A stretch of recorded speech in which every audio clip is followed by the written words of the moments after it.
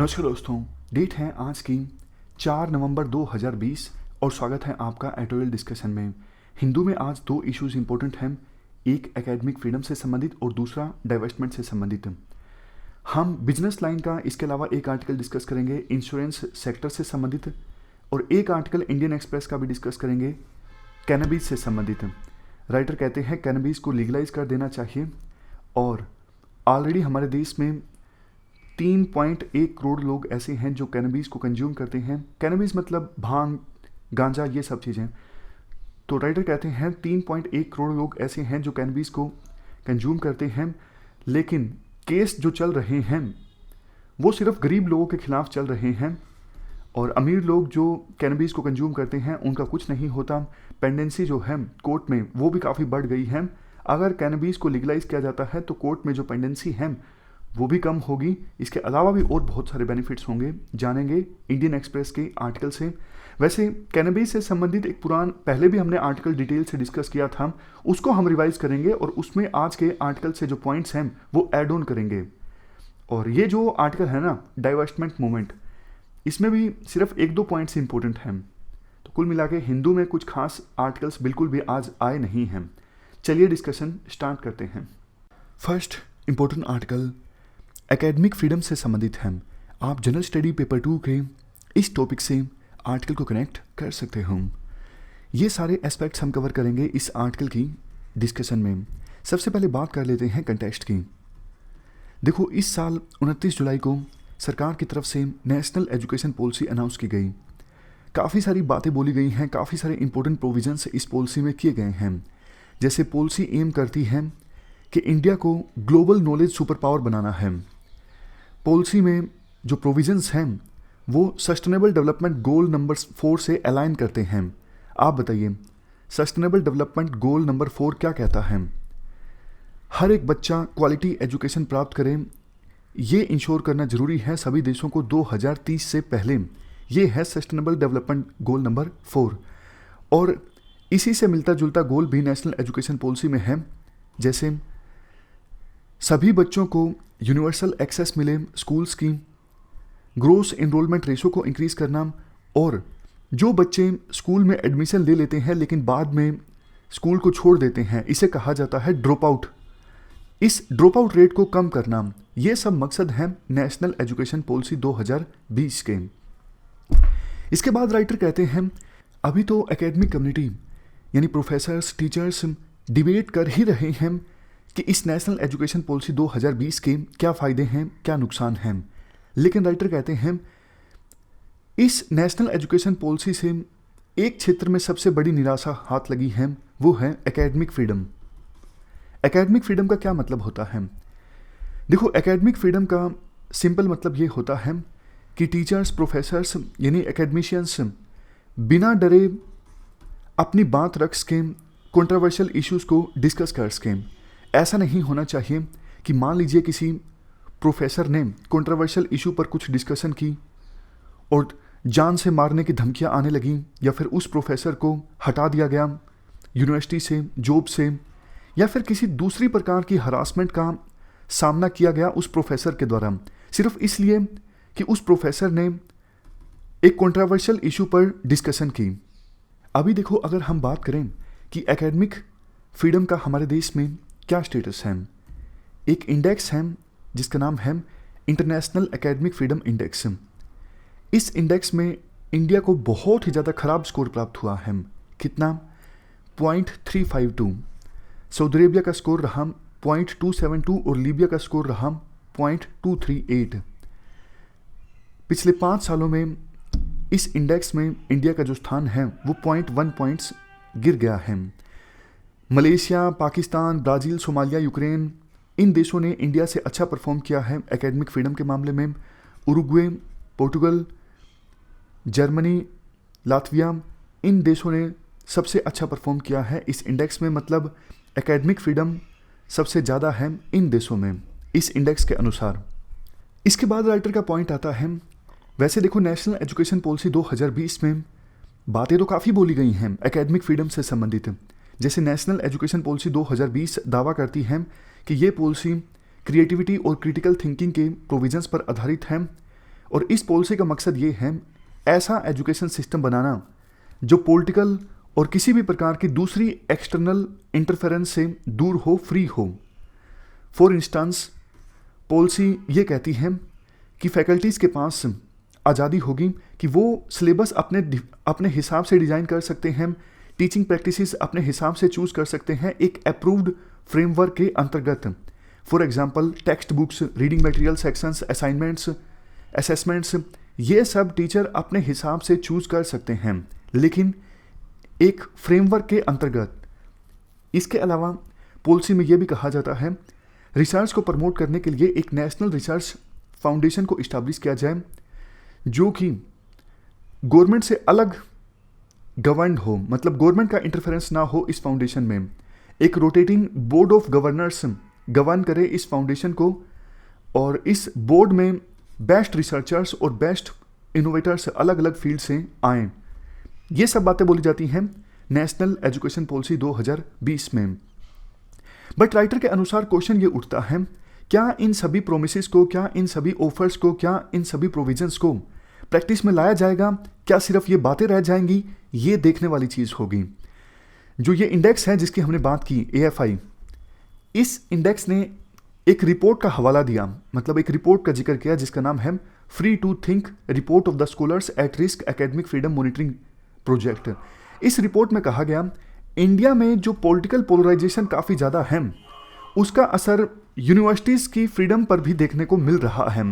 इसका एग्जाम्पल भी दिया जाता है JNU और जामिया मिलिया इस्लामिया यूनिवर्सिटी। वैसे ये एग्जाम्पल्स आप एग्ज़ाम में मत लिखिएगा। इसके बाद आर्टिकल में कहा जाता है ये एकेडमिक फ्रीडम इंडेक्स 8 कंपोनेंट्स को ध्यान में रखते हुए प्रिपेयर किया जाता है। ये 8 कंपोनेंट्स हैं, बिल्कुल देखो 8 के 8 आपको याद रखने की आवश्यकता नहीं है। प्री में भी इस इंडेक्स के बारे में पूछा जाएगा, थोड़ी संभावना कम है, ये इतना इंपॉर्टेंट इंडेक्स नहीं है। तो राइटर इसके बाद ये बोलते हैं 4 कंपोनेंट्स के मामले में इंडिया की परफॉर्मेंस काफ़ी ख़राब है। 4 कंपोनेंट्स कौन से हैं? ये चारों components, institutional autonomy, campus integrity, freedom of academic and cultural expression, constitutional protection of academic freedom. इन चारों के मामले में इंडिया की परफॉर्मेंस जो है वो ख़राब है। ये देखो, ज़्यादातर यूनिवर्सिटीज़ में इंडिया में देखने को मिलता है गवर्नमेंट की इंटरफेरेंस रहती है, ना सिर्फ एकेडमिक इश्यूज़ में बल्कि नॉन एकेडमिक इश्यूज़ में भी। हर तरह के इशू में यूनिवर्सिटीज़ में सरकार की इंटरफेरेंस रहती है। जैसे यूनिवर्सिटी में टॉप पोस्ट पर अपॉइंटमेंट करनी हो तो सरकार अपनी मर्जी से करती है, जैसे vice chancellor, pro vice chancellor, registrar, इनकी अपॉइंटमेंट्स हाईली पॉलिटिसाइज्ड हैं। अब देखो, अगर वाइस चांसलर की पोस्ट पर, रजिस्ट्रार की पोस्ट पर, इतनी बड़ी पोस्ट पर अगर सरकार के चहेते लोग हैं तो फिर नीचे की जो पोस्ट हैं उनमें भी फेवरेटिज्म, नेपोटिज्म देखने को मिलेगा। पॉलिटिकल लीडर्स फ़ोन करेंगे VC को कि भाई इस पोस्ट पर हमारा आदमी लगा दो, तो पूरा जो माहौल है यूनिवर्सिटी का वो पॉलिटिसाइज हो जाता है। और इसके साथ साथ एफिशिएंसी से काम भी नहीं करते फिर टॉप पोस्ट के अधिकारी, या फिर अब नेपोटिज्म वाले जो लोग आएंगे, फेवरेटिज्म वाले जो लोग आएंगे, उनका जो मकसद होगा वो भी डाइवर्टेड होगा ना। फॉर एग्जांपल पैसा कमाना, तो इससे इंस्टीट्यूशंस की गवर्नेंस पर नेगेटिव इम्पैक्ट पड़ता है और एफिशिएंसी नहीं आ पाती गवर्नेंस में भी। बात की जाती है लास्ट में कंक्लूजन की। अभी फिलहाल देखो बहुत सारे एजुकेशन इंस्टीट्यूशंस, रेगुलेटरी बॉडीज़ आपको ऐसी देखने को मिलेंगी, ना सिर्फ सेंट्रल लेवल पे बल्कि स्टेट लेवल पे भी, जिनके जो हेड हैं वो ब्यूरोक्रेट्स हैं। जहां नेशनल एजुकेशन पॉलिसी 2020 ये बोलती है कि एजुकेशन सिस्टम को हमें डी ब्यूरोक्रेटाइज करना है। तो कैसे होगा? ये तब होगा जब एकेडमिशियंस को पावर दी जाएंगी, governance powers. National education policy 2020 में भी इसके बारे में बोला जाता है कि हायर एजुकेशन इंस्टीट्यूशंस को ऑटोनॉमी दी जाएगी। इनका जो एडमिनिस्ट्रेशन है वो रन किया जाएगा बोर्ड के द्वारा, जिसमें एकेडमिशियंस होंगे। प्रोविज़न तो अच्छा है, बात इम्प्लीमेंटेशन की है। अगर इस प्रोविज़न को अच्छे से इम्प्लीमेंट किया जाता है तो एजुकेशन सिस्टम का डी ब्यूरोक्रेटाइजेशन होगा और पॉलिटिकल इंटरफेरेंस जो है एजुकेशन सिस्टम में वो काफ़ी कम हो जाएगा। और इंडेक्स जिसकी हमने बात की शुरुआत में, एकेडमिक फ्रीडम इंडेक्स, इस इंडेक्स में इंडिया का स्कोर अच्छा होगा। चलते हैं आगे। Next important article insurance sector से संबंधित है। आप जनरल स्टडी पेपर 3 के इस टॉपिक से आर्टिकल को रिलेट कर सकते हो। हम ये सारे एस्पेक्ट्स डिस्कस करेंगे इस आर्टिकल के डिस्कशन में। शुरुआत में आर्टिकल में बोला जाता है विभिन्न देशों की नेशनल इकोनॉमीज के ऑपरेशन में इंश्योरेंस एक काफ़ी इंपॉर्टेंट एलिमेंट है। इंश्योरेंस क्या करता है? इंश्योरेंस देखो लोगों की एसेट्स को प्रोटेक्ट करता है, जैसे कार इंश्योरेंस, होम इंश्योरेंस, लोगों की हेल्थ को प्रोटेक्ट करता है। इससे इंश्योरेंस से बिजनेस एक्टिविटीज़ स्टिमुलेट होती हैं। अब देखो आपने कार का इंश्योरेंस करवा लिया तो आप बेखौफ होकर कार का इस्तेमाल कर सकते हो। अगर इंश्योरेंस नहीं होगा तो हो सकता है कि आप कार ना खरीदो, क्योंकि आपको डर लगे कि 5 लाख या फिर 10 लाख रुपए कार खरीदने में कार कोई चुरा के ले जाएगा। इंश्योरेंस होगा तो आपका जो डिसीजन है कार को परचेज करने का वो शायद और ज़्यादा मजबूत होगा। उसी प्रकार से कहा यह जाता है कि इंश्योरेंस की सहायता से बिजनेस एक्टिविटीज़ स्टिमुलेट होती हैं, ज़्यादा होती हैं, कॉस्ट इफेक्टिव मैनर में बिजनेस एक्टिविटीज़ ऑपरेट होती हैं। इसी को ध्यान में रखते हुए अभी इंश्योरेंस को रेगुलेट करने वाली जो अथॉरिटी है हमारे देश में, insurance regulatory and development authority यानी IRDA, इस अथॉरिटी ने एक प्रोडक्ट लॉन्च किया है, सरल जीवन बीमा। मतलब इस अथॉरिटी ने ये प्रोडक्ट लॉन्च नहीं किया है, बट इस अथॉरिटी ने वेरियस इंश्योरेंस कंपनीज को बोला है कि आप एक स्टैंडर्डाइज्ड इंश्योरेंस प्रोडक्ट जरूर लॉन्च कीजिए। समझ गए? वैसे तो देखो वेरियस इंश्योरेंस कंपनीज अपना अपना इंश्योरेंस प्रोडक्ट्स लॉन्च करती हैं, बट इस इंश्योरेंस रेगुलेटरी डेवलपमेंट अथॉरिटी ने विभिन्न इंश्योरेंस कंपनीज को बोला है आप कुछ भी प्रोडक्ट लॉन्च कीजिए, कुछ भी प्रोडक्ट आप बेचिए, लेकिन एक प्रोडक्ट आप हमारे कहने से जरूर बेचिए। वो स्टैंडर्ड लाइफ इंश्योरेंस प्रोडक्ट होगा जो सभी इंश्योरेंस कंपनीज को बेचना होगा। वैसे ये कुछ बैकग्राउंड है हमारे देश में किस प्रकार से इंश्योरेंस सेक्टर इवॉल्व होता है। देखो LIC एक्ट 1956 की सहायता से जो लाइफ इंश्योरेंस संबंधित प्रोडक्ट्स थे उनको नेशनलाइज कर दिया था। मतलब जो भी कंपनीज थी उनको सरकार ने परचेज कर लिया था। जैसे बैंक्स का नेशनलाइजेशन हुआ था, उसी प्रकार से लाइफ इंश्योरेंस कंपनीज का भी नेशनलाइजेशन हुआ 1956 में।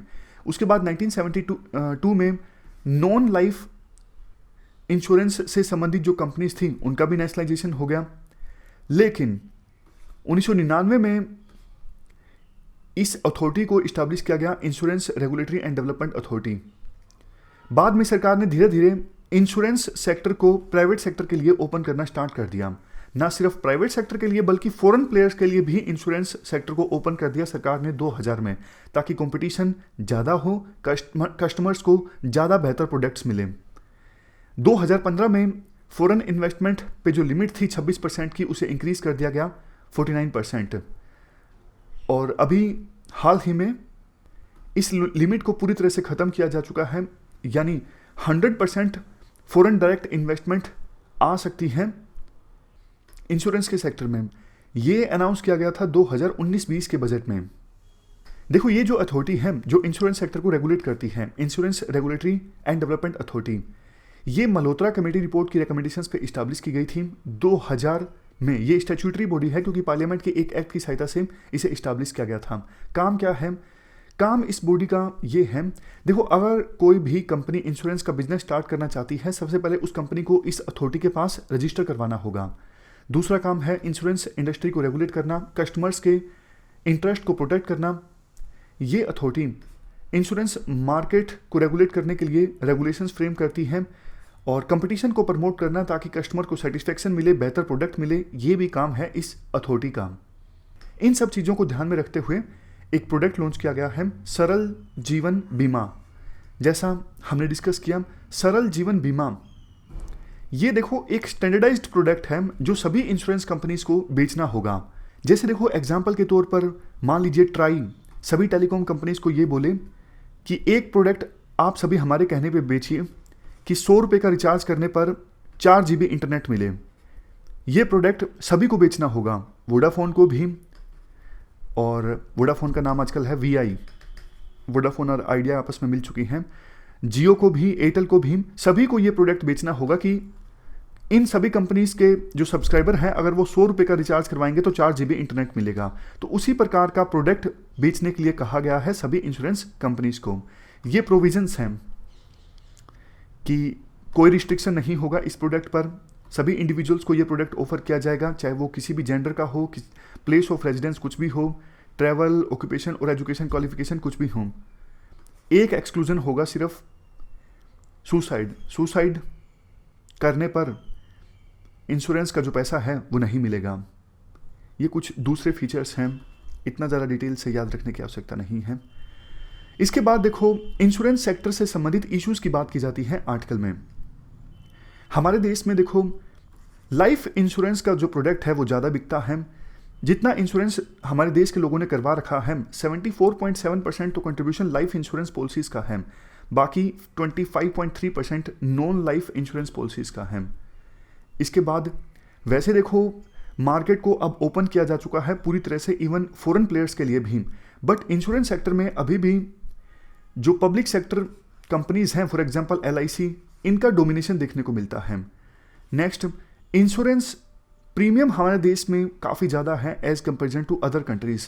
मतलब इंश्योरेंस करवाने के लिए रेगुलर पीरियड पर जो पैसा देना पड़ता है ना, उसे प्रीमियम कहते हैं, वो हमारे देश में काफ़ी ज़्यादा है। इंश्योरेंस का पेनिट्रेशन हमारे देश में काफ़ी कम है। इंश्योरेंस का पेनिट्रेशन मतलब ratio of total premium to GDP, ये काफ़ी कम है। और इंश्योरेंस की डेंसिटी यानी ratio of total premium to population, ये भी काफ़ी कम है। डेटा दिया हुआ है फाइनेंशियल ईयर 2017-18 का। इंश्योरेंस पेनिट्रेशन है सिर्फ 3.69% और डेंसिटी है सिर्फ $73। नेक्स्ट इशू क्या है, रूरल एरियाज में जो पार्टिसिपेशन है वो और भी कम है as comparison to urban areas में पार्टिसिपेशन। नेक्स्ट इशू, जो इंश्योरेंस कंपनीज हैं उनके पास कैपिटल की कमी रहती है ताकि वो कॉन्फिडेंट होकर प्रोडक्ट्स लॉन्च कर सकें और बेहतर रेट्स पर प्रोडक्ट लॉन्च कर सकें, इसके लिए इंश्योरेंस कंपनीज के पास कैपिटल नहीं होता। इसके बाद नेक्स्ट इशू है issue of software technology lags. अभी भी देखो काफ़ी सारी इंश्योरेंस कंपनीज ऐसी हैं जो पुरानी टेक्नोलॉजी इस्तेमाल करती हैं, जबकि दूसरे देशों में इंश्योरेंस सेक्टर में काफ़ी लेटेस्ट सॉफ्टवेयर्स का इस्तेमाल किया जाता है। सॉफ्टवेयर कंपनीज के जो एम्प्लॉयज़ हैं वो भी मतलब काफ़ी बार समय के अनुसार अपनी कॉम्पिटेंसी को अपग्रेड नहीं कर पाते, इस वजह से भी कंपनीज का जो कामकाज है जिस गति से बढ़ना चाहिए उस गति से नहीं बढ़ पाता। नेक्स्ट इश्यू देखो LIC जैसी जो पब्लिक सेक्टर अंडरटेकिंग्स हैं उनमें इशू है ओवर स्टाफिंग का। एम्प्लॉयज़ की संख्या काफ़ी ज़्यादा है, तो एफिशिएंसी और प्रोडक्टिविटी अगर इम्प्रूव करनी है LIC की तो ओवर स्टाफिंग की समस्या को एड्रेस करना होगा। नेक्स्ट इशू देखो अभी जो ये इंश्योरेंस कंपनीज पैसा इकट्ठा करती है ना प्रीमियम का जनता से जो इंश्योरेंस प्रोडक्ट्स खरीदते हैं, इंश्योरेंस कंपनीज वो पैसा परचेज करती हैं, वो पैसा ज़्यादातर लगाती हैं गवर्नमेंट सिक्योरिटीज़ में, खास करके जो PSUs हैं फॉर एग्जांपल LIC, वो प्रीमियम का पैसा लगाती हैं गवर्नमेंट सिक्योरिटीज़ को परचेज करने में। लेकिन देखो ज़्यादातर पैसा अगर गवर्नमेंट सिक्योरिटीज़ में लगाया जाएगा तो इससे प्रॉफिट नहीं होगा ना ज़्यादा, तो ऐसे बिजनेसेस में भी पैसा लगाना चाहिए इंश्योरेंस कंपनीज को जिससे उनको ज़्यादा प्रॉफिट हो। अगर देखो इंश्योरेंस कंपनीज को ज़्यादा प्रॉफिट होगा तो फिर वो इंश्योरेंस के प्रोडक्ट्स को और भी कॉम्पिटिटिव रेट्स पर सेल कर सकेंगे जनता को। अब उनको पता है गवर्नमेंट सिक्योरिटी परचेज करेंगे तो हमें कम ही फायदा होगा, तो इसलिए इंश्योरेंस प्रोडक्ट्स भी कॉम्पिटिटिव रेट्स पे नहीं बेचे जाते हैं। नेक्स्ट पॉइंट देखो जो लोअर इनकम पीपल हैं वो वंचित रह जाते हैं खास करके इंश्योरेंस से, तो सरकार को प्रोविजन करना चाहिए कि गरीब जनता इंश्योरेंस प्रोडक्ट्स का लाभ उठा सके। तो इसके लिए सस्ते इंश्योरेंस प्रोडक्ट्स लॉन्च करने होंगे और अवेयरनेस जो सबसे ज़्यादा इंपॉर्टेंट है, इंश्योरेंस की इंपॉर्टेंस के बारे में जनता अवेयर नहीं होती, फाइनेंशियल लिटरेसी का अभाव होता है, तो इसलिए भी ये जो प्रोडक्ट्स हैं वो कम बिक पाते हैं और इंश्योरेंस का पेनिट्रेशन हमारे देश में काफ़ी कम है। नेक्स्ट इशू, बहुत बार देखो इंश्योरेंस प्लेयर्स ओवरचार्ज करते हैं, हिडन कॉस्ट ऐड कर देते हैं, इसलिए भी जो विश्वास है इंश्योरेंस प्रोडक्ट्स पर वो जनता का कम हो जाता है। करना सरकार को ये चाहिए कि बीच में जो इंटरमीडियरीज होते हैं इंश्योरेंस प्रोडक्ट्स को परचेज करने में, उन इंटरमीडियरीज को हटा दिया जाए। बिल्कुल आसान तरीका होना चाहिए इंश्योरेंस प्रोडक्ट्स परचेज करने का कि आप वेबसाइट पे अपने डॉक्यूमेंट्स अपलोड कर दीजिए और डायरेक्टली इंश्योरेंस प्रोडक्ट को परचेज कर लीजिए। इस पर सरकार को ध्यान देने की आवश्यकता है। तो ये हमने पूरा आर्टिकल डिस्कस किया हमारे देश में इंश्योरेंस सेक्टर से संबंधित। चलते हैं आगे। नेक्स्ट आर्टिकल फॉसिल फ्यूल्स से संबंधित कंपनीज में डाइवेस्टमेंट से संबंधित हैं। आप जीएस पेपर 3 के इस टॉपिक से आर्टिकल को रिलेट कर सकते हो। देखो, इस आर्टिकल में एक ही पॉइंट निकल के आता है जिसे आप आंसर्स में इस्तेमाल कर सकते हो। वैसे तो आर्टिकल काफ़ी लंबा है, बट यूपीएससी के पर्सपेक्टिव से चीज़ें इंपॉर्टेंट नहीं हैं। पॉइंट क्या है? पॉइंट ये है, देखो आपको पता है डीजल से चलने वाले जो व्हीकल्स हैं, पेट्रोल से चलने वाले जो व्हीकल्स हैं, या फिर कोई भी दूसरा इक्विपमेंट जो डीजल पेट्रोलियम से चलता है, उससे बहुत एमिशन होता है और ये एक बड़ा फैक्टर है जो कंट्रीब्यूट करता है ग्लोबल वार्मिंग में। तो पिछले कुछ समय से एक मूवमेंट चल रही है, मूवमेंट का नाम है डाइवेस्टमेंट मूवमेंट। ये क्या है डाइवेस्टमेंट मूवमेंट? काफ़ी सारे climate change, anti climate change activist आह्वान कर रहे हैं ऐसे इन्वेस्टमेंट फंड से या फिर इन्वेस्टर से जिन्होंने ऑयल कंपनीज में इन्वेस्ट करके रखा है कि आप अपना जो पैसा है वो इन ऑयल कंपनीज से निकाल लीजिए। अब इसका रिजल्ट क्या निकलेगा?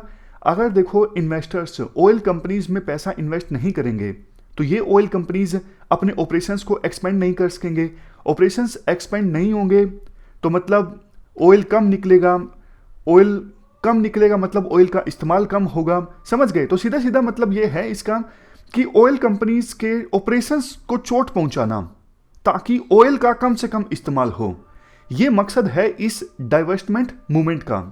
अब इसी बात को साबित करने के लिए बहुत कुछ बोला जाता है, जैसे साउथ अफ्रीका में जो माइनॉरिटी वाइट गवर्नमेंट थी वो गवर्नमेंट रंग भेद की नीति अपना रही थी। उस गवर्नमेंट के अगेंस्ट काफ़ी सारे एक्शंस लिए गए थे दुनिया भर की एंटिटीज़ के द्वारा। जैसे साउथ अफ्रीका में पैसा इन्वेस्ट नहीं किया गया और ऑलरेडी जो इन्वेस्टेड पैसा था उसे निकाल लिया गया साउथ अफ्रीका से। तो गवर्नमेंट पे बहुत ज़्यादा प्रेशर आ गया था कि जिन कंपनीज ने साउथ अफ्रीका में इन्वेस्ट करके रखा है वो भी अपना पैसा निकलवा रही हैं साउथ अफ्रीका से। तो इस प्रेशर ने काफ़ी काम किया था, बाद में ये रंग भेद की नीति खत्म हो गई थी।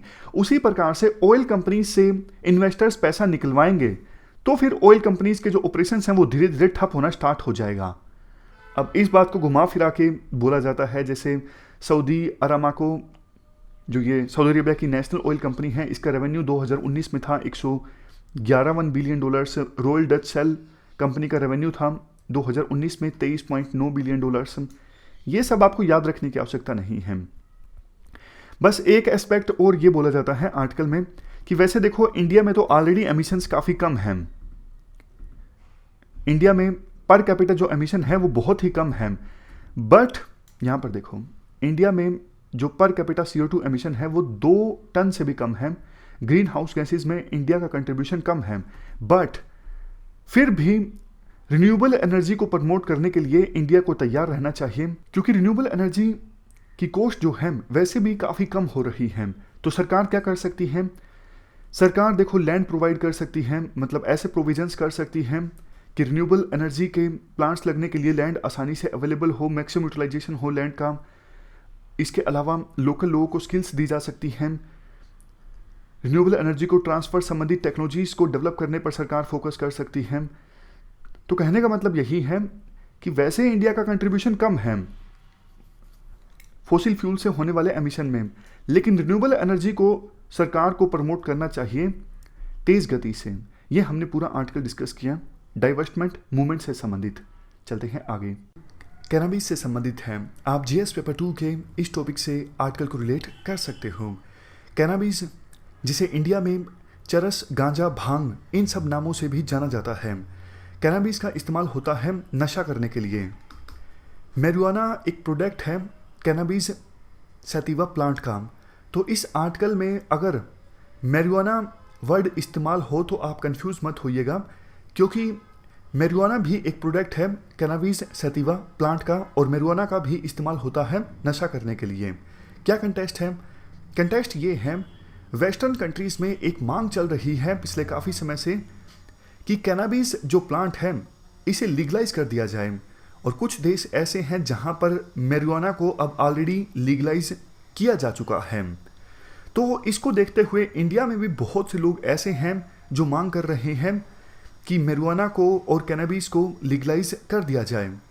तो पहले हम बैकग्राउंड जानते हैं। 2400 BC से हम marijuana को यूज करते रहे हैं। शुरुआती दिनों में यानी इतिहास में इसे पवित्र घास के रूप में जाना जाता था, सेक्रेड ग्रास के रूप में जाना जाता था। एक प्राचीन जो किताब है जिसका नाम है सुश्रुता संहिता, इसमें भी कैनबिस जो ये प्लांट है उसके फायदे के बारे में, मेडिसिनल यूज के बारे में लिखा गया है, मेडिकल यूज के बारे में लिखा गया है। और अभी भी कई जगह ऐसी है जो भांग, गांजा, चरस, ये सब जो चीजें हैं वो ड्रग्स एंड कॉस्मेटिक्स रूल्स 1945 के अंतर्गत में आते हैं। यानी हमारे जो मिनिस्ट्री ऑफ आयुष है उसके अंदर में आयुर्वेदिक, सिद्धा, यूनानी जो मेडिसिनल पद्धतियां हैं उनमें इनको यूज किया जा सकता है। कानून क्या कहता है? देखो, ब्रिटिशर्स ने तो सीधी सीधी अप्रोच अपनाई, लाइसेंस एंड टैक्स। लाइसेंस मिलेगा कई लोगों को, तो उनको तो रेवेन्यू से मतलब था, बाद में इन्होंने टैक्स भी लगा दिया था। तो एक प्रकार से लाइसेंस एंड टैक्स सिस्टम था ब्रिटिशर्स के टाइम में। लेकिन इंडिपेंडेंस के बाद में जब कंस्टिट्यूट असेंबली चल रही थी, जब डिबेट चल रही थी, आर्टिकल नंबर 47 ऐड किया गया था, 47, 48 जो अल्कोहल को बैन करता है, तो उस समय भी तंबाकू को लेकर डिस्कशन हुई थी। अल्कोहल को तो डीपीएसपी में ऐड कर ही दिया गया था, लेकिन कंस्टिट्यूट असेंबली में एक बार भी जिक्र नहीं हुआ कैनबिस सैटिवा का, जिस प्लांट की हम बात कर रहे हैं, marijuana की हम बात कर रहे हैं। तो कहीं ना कहीं हमारी कंस्टिट्यूट असेंबली जो संविधान निर्माता हैं वो भी कैनबिस को गलत नहीं मानते थे, इसलिए उन्होंने संविधान में साफ साफ लिखा नहीं कैनबिस के बारे में, नहीं तो वो लिखते अगर उनको साफ तौर पर यह बैन करना होता तो। अगर देखो हम अभी के प्रोविजन की बात करें, 1985 का एक एक्ट है, the narcotic drugs and psychotropic substance act 1985। ये एक्ट चरस, गांजा या फिर कैनबिस की और दूसरी जो फॉर्म्स हैं उनको तो पूरी तरह से बैन करता है, लेकिन भांग को छोड़ के, क्योंकि भांग की रिलीजियस सिग्निफिकेंस है, तो इस एक्ट में कैनबिस की डेफिनेशन में भांग को ऐड नहीं किया गया है। इसी वजह से होली पर आप देखते हो काफ़ी लोग भांग का सेवन करते हैं, लेकिन कैनबिस के दूसरे जो फॉर्म्स हैं, दूसरे जो प्रोडक्ट्स हैं, गांजा, चरस, वो सब बैन हैं इस एक्ट के अंतर्गत। अब हम कैनबिस या फिर marijuana से होने वाले फायदे और नुकसान की बात करते हैं। सबसे पहले marijuana के पक्ष में हम आर्गुमेंट्स देखते हैं, कौन से आर्गुमेंट दिए जाते हैं इसके पक्ष में कि इसको लीगलाइज कर देना चाहिए। सबसे पहले सोर्स ऑफ इनकम, ये एक हमारे किसानों के लिए सोर्स ऑफ इनकम साबित हो सकता है। पैडी के साथ में मार्जिन्स पे भी इसे उगाया जा सकता है, तो इसलिए आर्गुमेंट यह दिया जाता है कि इसको लीगलाइज कर देना चाहिए। मेडिसिनल यूज काफ़ी ज़्यादा है इसका, काफ़ी सारे रोगों का इलाज संभव है इसकी यूज से, जैसे आंखों के इलाज में इसका यूज है, कैंसर के इलाज में भी इसका यूज है। आगे ना सिर्फ डिजीज के इलाज में बल्कि बहुत सारी ऐसी इंडस्ट्रीज हैं जहां पे इसे रॉ मटेरियल के तौर पे यूज किया जा सकता है। और काफी सारे ऐसे देश हैं जैसे यूएस या फिर दूसरे कंट्रीज हैं जहां पे पहले marijuana बैन था लेकिन अब इसे लीगलाइज कर दिया गया है। समझ गए? अब देखो, अगर वैसे तो आर्टिकल जिन्होंने लिखा जो पक्ष में ये तर्क दे रहे हैं वो कहते हैं कि वैसे तो देखो ड्रग्स लेने ही नहीं चाहिए, ना सिगरेट पीनी चाहिए, ना शराब का सेवन करना चाहिए, लेकिन फिर भी अगर कोई बिल्कुल थोड़ा बहुत ड्रग्स का सेवन करना चाहता है तो, समझ गए, तो ये कहते हैं कि marijuana है वो एक आसान सोर्स ऑफ ड्रग हो सकता है। तो ये पहले से बता रहे हैं कि वैसे तो ड्रग्स का सेवन करना ही नहीं चाहिए, लेकिन अगर कोई सिगरेट का सेवन कर रहा है कि बुरी तरह से लत लगी हुई है तो marijuana का यूज कर सकता है, चीप ड्रग्स है ये। और कहते हैं कि अल्कोहल जो लॉबी है वो कभी भी इसे लीगलाइज करने नहीं देगी। सिगरेट लॉबी की तरह जो अल्कोहल लॉबी है वो भी बहुत ज़्यादा स्ट्रॉन्ग है, वो सोचती है कि हमारी कमाई हो रही है, सिगरेट्स को बेचा जाता है, अल्कोहल को बेचा जाता है तो हमारी कमाई होती है। अगर गरीब लोगों को इस प्रकार से आसान और सस्ते मात्रा में जो marijuana है वो मिलना स्टार्ट हो गया तो कोई अल्कोहल नहीं पिएगा, कोई सिगरेट नहीं पिएगा। इसलिए वो लॉबी जो है वो लगातार सरकार से इस बात की मांग करती है कि marijuana को लीगलाइज ना किया जाए हमारे देश के अंदर में। सातवां पॉइंट ये है कि बहुत सारे ऐसी ट्राइबल्स हैं जहां पे कस्टम के तौर पे यूज होता है marijuana। तो ये सारे पॉइंट्स हैं जो पक्ष में दिए जाते हैं। अब हम खिलाफ में पॉइंट्स देख लेते हैं, कौन कौन से ऐसे पॉइंट्स हैं जो खिलाफ में दिए जाते हैं। सबसे पहले marijuana पी करके या फिर marijuana लेकर के बहुत ज़्यादा क्रिमिनल एक्टिविटीज़ होती हैं, तो समाज में जो बाकी जो नशे के लिए जो कारण दिए जाते हैं, शराब के लिए दिए जाते हैं कि मना किया जाता है कि शराब को नहीं पीना चाहिए, वो सब चीज़ें इसके लिए भी एप्लीकेबल होती हैं। एक्सीडेंट्स होते हैं, बहुत ज़्यादा क्राइम्स होते हैं, हेल्थ प्रॉब्लम्स बहुत ज़्यादा क्रिएट हो जाती हैं, सीरियस डिजीज हो जाते हैं। और आप देखिए marijuana को आप लीगलाइज करके साफ साफ जो ड्रग लॉर्ड्स हैं जो भी इलीगल रूप से जो स्मगलिंग करते हैं marijuana की, उनको आप लीगलाइज कर रहे हो, जिसके बहुत गंभीर रिप्रिकॉशंस आपको भुगतने पड़ेंगे। और फिर ये कहते हैं कि सिमिलर तरह की जो डिबेट्स थी वो पहले भी देखने को मिली थी, सुनने को मिली थी। जब सिगरेट के अंदर में जो निकोटीन होता है, जब डिबेट चल रही थी क्या निकोटीन को हमारे देश में अंदर में लीगलाइज कर देना चाहिए, तब भी हमने यही कहा था कि नहीं करना चाहिए, इसके बुरे प्रभाव देखने को मिलेंगे और आज बुरे प्रभाव देखने को मिल भी रहे हैं। आज इतनी गंभीर बीमारियां हो रही हैं सिगरेट के पीने से कि सरकार को एक कैंपेन चलाना पड़ रहा है कि तंबाकू को छुड़वाने के लिए। आपने देखा होगा, हमने डिस्कस किया था कि 85% जो सिगरेट के कवर हैं वो पिक्चर उस पर होगी, बताएगी वो पिक्चर के कितने गंभीर परिणाम हो सकते हैं, डिजीज की शक्ल भी दिखाई जाएगी और काफी सारी चीजें अब गवर्नमेंट कर रही है। तो ये कहते हैं कि एक बार गवर्नमेंट ने marijuana को लीगलाइज कर दिया, फिर से गवर्नमेंट को इस प्रकार के कैंपेन चलाने पड़ेंगे। तो इस पहले से ही आप इसको क्यों लीगलाइज कर रहे हो ना। फिर लास्ट में काफी अच्छी बात बोलते हैं जिसको हम यूज कर सकते हैं कहीं भी। ये कहते हैं कि देखो, शॉर्ट टर्म के प्लेजर के लिए लोग नशे का सेवन करते हैं, marijuana या फिर दूसरे जो भी नशे हैं, लेकिन असली जो प्लेजर है, लोगों को समझना चाहिए, असली जो प्लेजर है वो फ्रेंडशिप में है, वो ह्यूमर में है। ड्रग्स में जो लोग प्लेजर ढूंढने की कोशिश करते हैं उनको शॉर्ट टर्म प्लेजर तो मिल जाएगी, लेकिन उनको लॉन्ग टर्म में इसके गंभीर परिणाम भुगतने पड़ेंगे। इस प्रकार से हमने कैनाबिस प्लांट से होने वाले फायदे और नुकसान की बात की, लेकिन आज का जो आर्टिकल है वो कुछ और नुकसान बताता है अगर कैनाबिस को लीगलाइज कर दिया जाता है। पहला आर्गुमेंट आज के आर्टिकल में ये दिया जाता है, देखो कुछ लोग ये तो बोलते हैं कि आयुर्वेदिक टेक्स्ट में बताया गया है कैनाबिस का इस्तेमाल किया जा सकता है काफ़ी सारे रोगों के इलाज के लिए, लेकिन वो ये नहीं बताते कि आयुर्वेदिक टेक्स्ट में ये भी बोला गया है कैनाबिस जो है वो उपविष वर्ग में आता है, यानी सब पॉइजनस है, आधा जहरीला है ये कैनाबिस जो है। और अगर मनोरंजन संबंधित एक्टिविटीज़ के लिए इसका इस्तेमाल किया जाता है तो ये टॉक्सिक है, ऐसा बोला गया है आयुर्वेदिक टेक्स्ट में। काफ़ी सारे मिथ्स हैं, मिथ्स को ब्रेक करने की कोशिश करते हैं एक एक करके राइटर। पहला मिथ ये है कैनाबिस के बारे में कि ये हार्मलेस है, इससे कोई नुकसान नहीं होता। राइटर कहते हैं ये बात गलत है, ये एक मिथ है, भ्रम है। कैनाबिस के सेवन से बहुत सारे नुकसान होते हैं। हमारी याद करने की जो क्षमता है वो प्रभावित होती है कैनाबिस के सेवन से। इवन अगर कोई पर्सन कैनाबिस का सेवन करके ड्राइव भी करने की कोशिश करता है तो वो ड्राइव भी ठीक से नहीं कर पाता। एडिक्शन हो जाता है, एक बार इसका कोई इस्तेमाल करना स्टार्ट कर दे। मेंटल हेल्थ प्रभावित होती है, सोचने और समझने की जो शक्ति है वो भी प्रभावित होती है। अगर कोई लगातार कैनाबिस का सेवन करे तो वो डिप्रेशन का शिकार हो जाता है, उसे एंजाइटी हो जाती है और इसकी वजह से बिहेव करने में और फील करने में भी परेशानी का सामना करना पड़ता है उस पर्सन को जो लगातार कैनाबिस का सेवन करता है। सबसे लास्ट में, अगर कोई एडोलसेंस एज में मतलब किशोरावस्था में कैनाबिस का सेवन करता है तो उसकी दिमाग की जो ग्रोथ है, डेवलपमेंट है, वो भी ठीक से नहीं हो पाती। तो पॉइंट ये निकलता है कैनाबिस हार्मलेस नहीं है। इसके बाद आता है नेक्स्ट पॉइंट। कुछ लोगों के द्वारा ये भी बोला जाता है अगर कैनाबिस को लीगलाइज कर दिया जाए, रेगुलेट कर दिया जाए तो कैनाबिस से जो नुकसान होता है उसे कम किया जा सकता है। राइटर कहते हैं ऐसा नहीं है, क्योंकि देखो अगर कैनाबिस को लीगलाइज किया जाता है तो इसका बहुत ज़्यादा कॉमर्शलाइजेशन होगा। एक समय था जब टोबैको के बारे में भी यही बातें बोली जाती थी कि टोबैको जो है वो नेचुरल प्लांट है, हार्मलेस प्लांट है और साउथ अमेरिकन कंट्रीज़ में रिलीजियस सेरेमनीज़ के लिए सदियों से इसका इस्तेमाल होता आया है। लेकिन बाद में टोबैको के साथ क्या हुआ आपने भी देखा कि आज के समय में टोबैको का पूरी तरह से कॉमर्शलाइजेशन हो चुका है। टोबैको जो इंडस्ट्री है उन्होंने सिगरेट को इन्वेंट किया ताकि आसानी से टोबैको का इस्तेमाल किया जा सके। टोबैको की जो एसिडिटी है इसे चेंज कर दी गई ताकि इसे और ज़्यादा हार्श बनाया जा सके। काफ़ी तरह के अलग केमिकल्स भी ऐड कर दिए गए ताकि टेस्ट जो है इम्प्रूव किया जा सके। बड़े स्केल पे सिगरेट्स का उत्पादन स्टार्ट हो गया और एडवर्टाइजमेंट्स इतनी एग्रेसिव की गई, लोगों को अट्रैक्ट किया गया कि आप सिगरेट का सेवन कीजिए। तो इन सब चीज़ों से हुआ क्या, बहुत से लोग कई तरह की गंभीर बीमारियों के शिकार होना स्टार्ट हो गए। आज के समय में आपको भी पता है टोबैको के कारण कितने ज़्यादा लोगों की डेथ हो जाती है। तो यूनाइटेड नेशंस में ट्रीटी आई और हमारे देश के द्वारा भी प्रयास किया जा रहा है कैसे ना कैसे करके ये इंश्योर किया जाए कि कम से कम लोग टोबैको का सेवन करें। लेकिन इन सब चीज़ों से लेसन लर्न करने के बजाय, पाठ सीखने के बजाय कुछ लोग अब कैनाबिस को भी लीगलाइज करने की बात कर रहे हैं।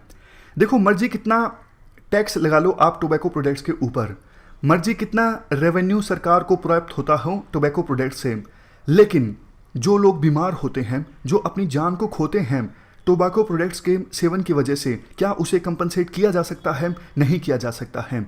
उसी प्रकार से कैनाबिस को एक बार लीगलाइज कर दिया तो जैसे टोबैको इंडस्ट्री बहुत ज़्यादा लॉबिंग करती है, सरकार को कानून बनाने नहीं देती, अदालत में मामला जाता है तो लंबा चलता जाता है। उसी प्रकार से एक बार कैनबिस को लीगलाइज कर दिया तो इसका बहुत ज़्यादा कॉमर्शलाइजेशन स्टार्ट हो जाएगा।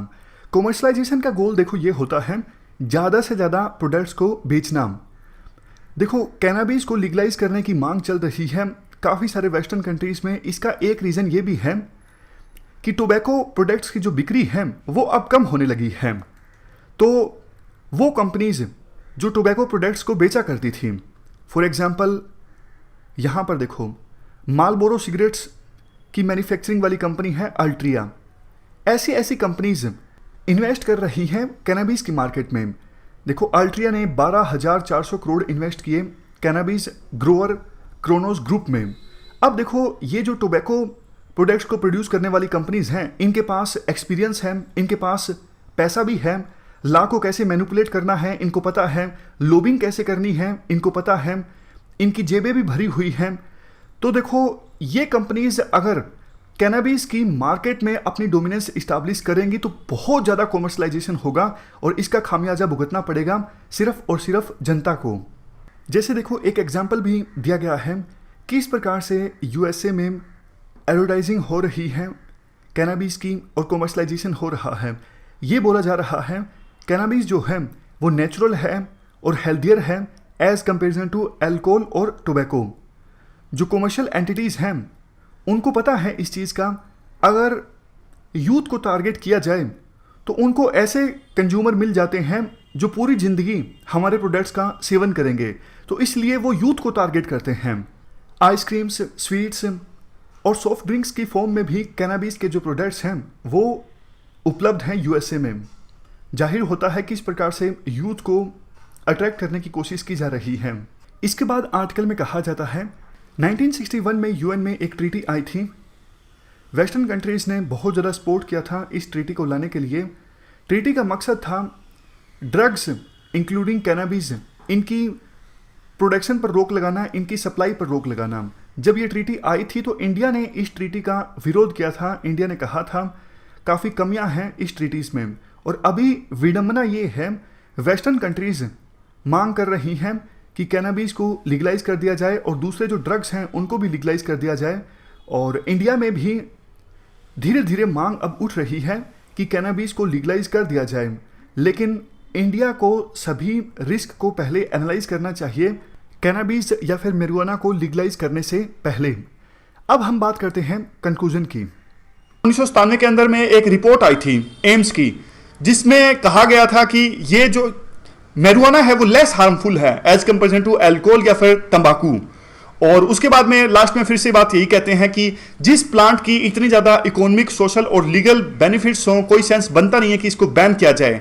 बहुत सारी कंट्रीज में जिसमें पहले ये बैन था, आज वो एक्सपेरिमेंट करके देख रहे हैं क्या marijuana को लीगल रूप से अगर हम अलाउ करते हैं तो क्या इसके फर्क देखने को मिलते हैं, क्या इसके इफेक्ट्स देखने को मिलते हैं। तो हमारे इंडिया में भी कुछ इसी प्रकार की रिसर्च होनी चाहिए। कम से कम आप एक बार लीगलाइज मत कीजिए, लेकिन पहले आप कदम तो उठाइए, देखिए आप कि क्या वास्तव में इसके बुरे प्रभाव देखने को मिलते हैं या फिर अच्छे प्रभाव देखने को मिलते हैं। अगर अच्छे प्रभाव देखने को मिलते हैं तो कोई मतलब रह नहीं जाता इसको बैन करके रखने से। और अगर सरकार कैनबिस को लीगलाइज करने का फैसला लेती है तो कुछ सावधानियां भी बरतने की आवश्यकता है। सबसे पहली सावधानी, बेशक कैनबिस को डीक्रिमिनलाइज कर दिया जाए, लेकिन ये इंश्योर किया जाए कॉमर्शलाइजेशन ना हो कैनबिस का। ऐसा ना हो कि एडवर्टाइजमेंट्स की सहायता से यूथ को अट्रैक्ट करने की कोशिश की जा रही है।